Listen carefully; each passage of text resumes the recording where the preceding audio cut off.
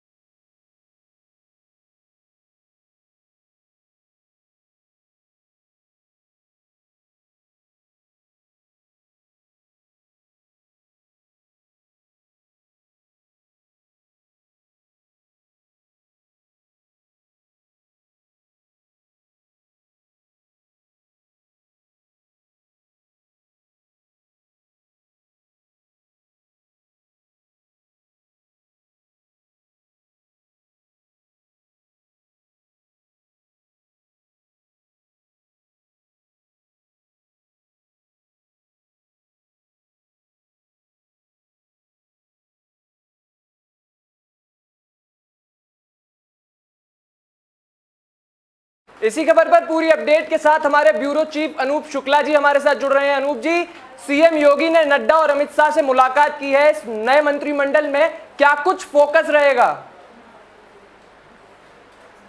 आयुष, पहले तो ये साफ करूं कि मंत्रिमंडल में विस्तार होने की कोई भी संभावना फिलहाल नहीं है जी। ये बैठक जो हुई थी अमित शाह के घर पर, वो बैठक मेन मुख्य रूप से जो 4 एमएलसी हैं उनके दावेदारों के नामों की जो सूची है वो तैयार करने के लिए, मुख्य समिति बनाने के लिए थी। और साथ में जो 2022 के विधानसभा चुनाव उसका वोट बैंक तैयार हो रहा है। तो अभी मंत्रिमंडल विस्तार की फिलहाल संभावना दूर तक नहीं है। जो बात अटकलें हैं उससे ज्यादा कुछ नहीं है।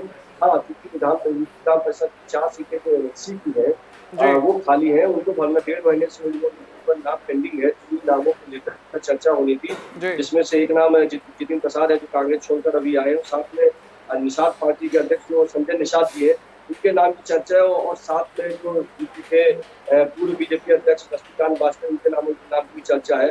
फिलहाल नामों को लेकर तो चले हैं फिलहाल, लेकिन हाँ ये है कि आज से कल तक नामों की घोषणा भी बीजेपी कर सकती है।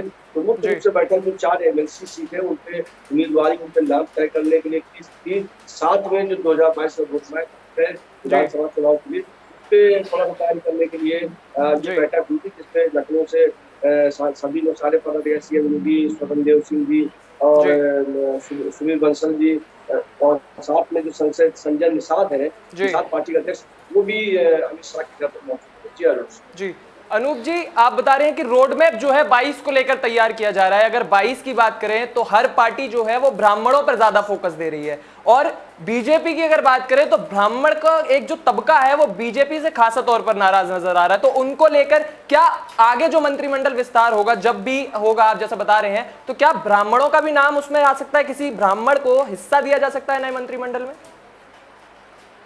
देखिए, मंत्रिमंडल विस्तार की संभावना चुनाव से पहले बहुत कम जी, बहुत ही कम है, क्योंकि ये पहले अटकलें लगाई जा रही थी मंत्रिमंडल विस्तार होने की संभावना है। लेकिन फिलहाल कुछ सूत्र बताते हैं वो जी ये बताते हैं कि मंत्रिमंडल विस्तार की संभावना बहुत कम है, क्योंकि चुनाव के लिए ज्यादा समय रह नहीं गया, तो इस समय मंत्री बनाना या यूपी में कोई फेरबदल करना जी ठीक नहीं होगा। ये अंदर की जो खबर है वो निकल के आ रही है।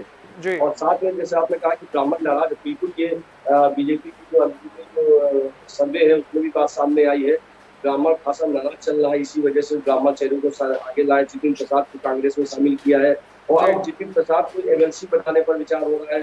पूर्व जो यूपी बीजेपी अध्यक्ष लक्ष्मी का वाजपेयी जो काफी समय से हाशिए पे थे, उनको भी जी मुख्य धारा में लाने की बात हो रही है। तो जी बिल्कुल बीजेपी का जो फोकस है ब्राह्मण चेहरों पर जाता है। और साथ में एक और बात कल तय हुई है, जो जी सूत्रों से पता चल रहा है कि राम मंदिर यात्रा या राम मंदिर पे की जो विस्तार, उसको लेकर यात्रा निकालने की बात हुई। योगी जी को कहा गया है कि यात्रा निकालें राम जी मंदिर को लेकर, कि वहां पर क्या चल रहा है, क्या व्यवस्था चल रही है, पूरी डिटेल पूरी विस्तार के साथ में जनता के सामने रखें, उसके लिए जी यात्रा निकाली जाए।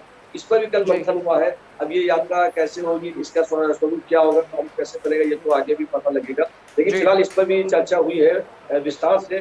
तो चुनाव रोड मैप यही तैयार हो रहा है कि किस प्रकार सभी जो जातियां हैं, किस प्रकार से उनको साधा जाए, किस प्रकार से उनको लेकर चला जाए। जैसे जी ओबीसी में अभी फैसला हुआ है कुछ दिन पहले ही, तो उस पर भी खासी चर्चा हुई, किस प्रकार से ओबीसी के जो इन्होंने हर राज्य अपने ओबीसी में कई जातियां जोड़ सकता है, तो जी उस प्रकार से जनता के सामने किस प्रकार से इसको सामने लाया जाए, इन सभी जी बातों में चर्चा हुई है। जी जी जितिन प्रसाद कांग्रेस छोड़कर बीजेपी में आए, उनको जगह देने की बात की जा रही है, संजय निषाद को जगह देने की बात की जा रही है जैसा आप बता रहे हैं, तो क्या और भी कई नाम हैं जिन पर मोहर लग सकती है? जो छोटे या दल चार बीजेपी के साथ जुड़ रहे हैं, उनमें से क्या किसी और को भी जगह दी जा सकती है?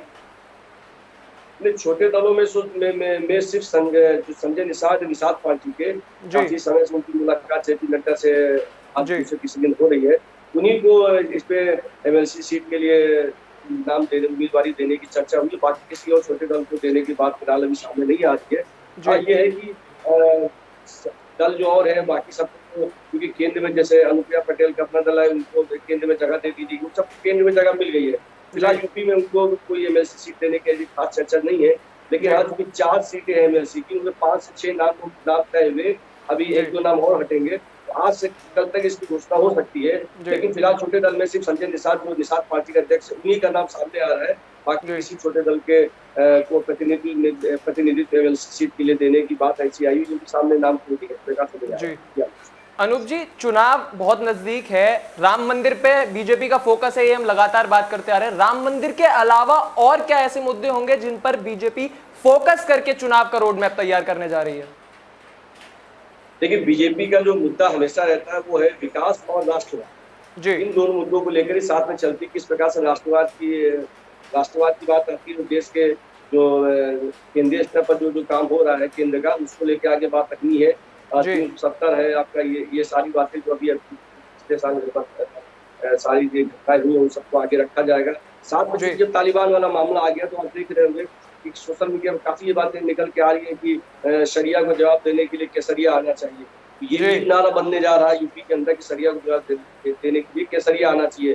तो ये जी ऐसे मुद्दे यहाँ पे उठेंगे, जो साथ में विकास के मुद्दे हैं, जो योगी आदित्यनाथ के कार्यकाल में जो जेवर एयरपोर्ट है या एक्सप्रेस वे है, इन सारी जी बातों को सामने रखा जाएगा। और साथ में राष्ट्रवाद बड़ी चीज है। हमेशा बीजेपी का पूरा एजेंडा राष्ट्रवाद होता है, जो हर जी जगह पर बताया जाता है। तो वो जी मुद्दा सामने, और साथ में राम मंदिर का मुद्दा तो है ही, जो आगामी चुनाव में बहुत ही ज्यादा मुख्य रूप से इसको सामने रखा जाएगा। जी अनूप जी, एक आखिरी सवाल आपसे लेना चाहूंगा कि जब से अफगानिस्तान में घटनाक्रम बदला है, तालिबान ने अफगानिस्तान पर कब्जा लिया है, तब से बीजेपी जो है वो तालिबान को लेकर या बाकी जो आतंकी संगठन है उनको लेकर काफी हमलावर नजर आ रही है, तो उस पर क्या कुछ कहना चाहेंगे आप? लेकिन तालिबान के समर्थन में यहाँ सपा के कम से कम 2 से 3 विधायक आ चुके हैं, जी जिन्होंने विधायक क्या कहें, सांसद कहें, जिन्होंने कई बयान उनके आए हैं। तो जी सपा की तरफ से जो सांसद है, उनके जो एक संबल के विधायक, उनका बयान आया, और सपा के सांसद है उनका बयान आया, जिस पर जी देशद्रोह का मुकदमा भी लग चुकी जी है। तो कहने मुद्दा ये है कि जो अभी विधानसभा की कार्रवाई हो रही थी जी कल, उसमें भी योगी ने बोला कि आपकी पार्टी, सपा ने बोला कि आपकी पार्टी तालिबान के समर्थन में है, आप क्या जी उनसे बात करेंगे। कहने की बात ये है कि ये भी तालिबान का जो मुद्दा, ये भी यूपी के लिए बड़ी चुनाव में सामने आने वाला है जी फिलहाल के बिल्कुल लिए।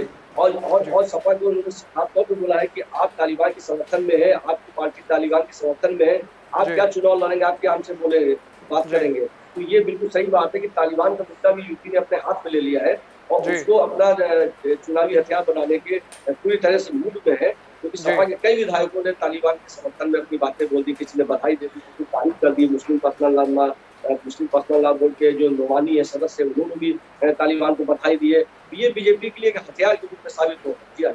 जी बहुत बहुत शुक्रिया अनूप जी आपका इस तमाम जानकारी के लिए।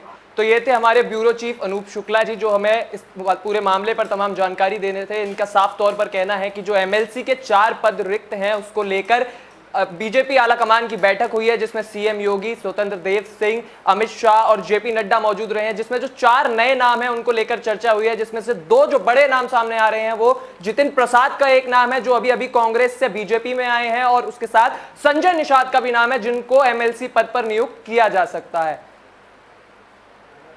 ऐसी ही तमाम खबरों के लिए जुड़े रहिए एबी स्टार न्यूज के साथ।